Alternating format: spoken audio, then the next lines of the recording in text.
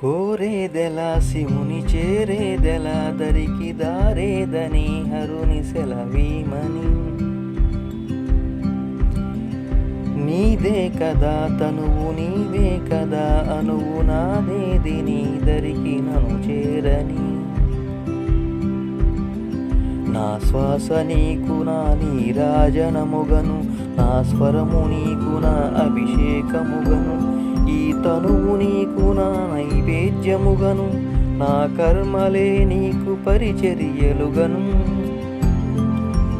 అక్షరమ్ములు నీకు అక్షతలుగాను, పదమాలలను నీకు పూమాలికగను, కరతాళ ధ్వనులివే మేళతాళాలుగను, సేవించనా నిన్ను నీ భక్తునిగను.